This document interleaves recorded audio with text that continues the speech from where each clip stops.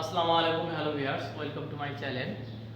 আজকে আমরা Lord of the Flies by William Golding's এর ক্যারেক্টার সম্পর্কে জানব। তো এটার যে মেন থিম, যে জাতি যত সুশৃঙ্খল সে জাতি তত উন্নত, কিন্তু যারা বিশৃঙ্খল করে, হত্যাযজ্ঞ করে, হানাহানি করে, তাদের ধ্বংস অনিবার্য। উইলিয়াম গোল্ডিংস এমন একটা থিম নিয়েই লর্ড অফ দ্য ফ্লাইস এই স্টোরি লিখেছেন। তো প্রথমেই আমরা ক্যারেক্টার সম্পর্কে জানব। দ্য প্রোটাগনিস্ট ক্যারেক্টার হচ্ছে রাল্ফ। রাল্ফ হচ্ছে protagonist A Lord of the flies এর, এবং গুড ক্যারেক্টার এবং টিম লিডার। গুড ক্যারেক্টার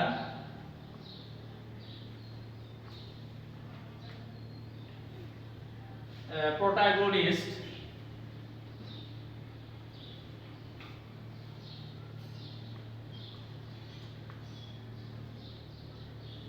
এবং গ্রুপের টিম লিডার।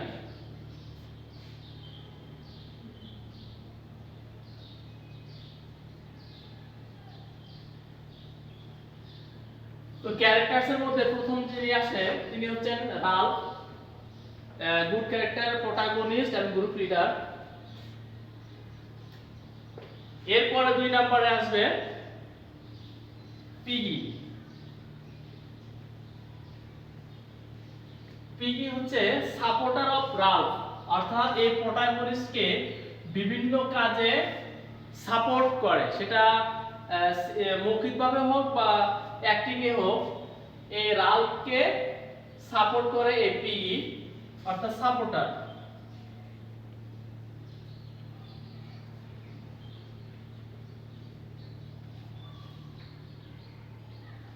নাম্বার 3 হচ্ছে জ্যাক। জ্যাক হচ্ছে এই গল্পের ভিলেন, অ্যান্টি প্রোটাগনিস্ট এবং ব্যাড ক্যারেক্টার।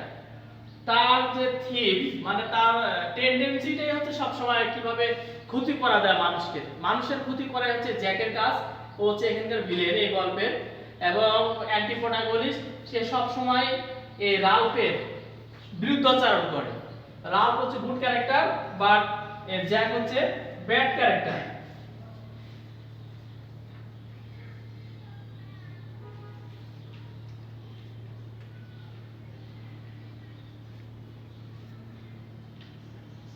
এর হচ্ছে নাম্বার 4 হলো রোজা।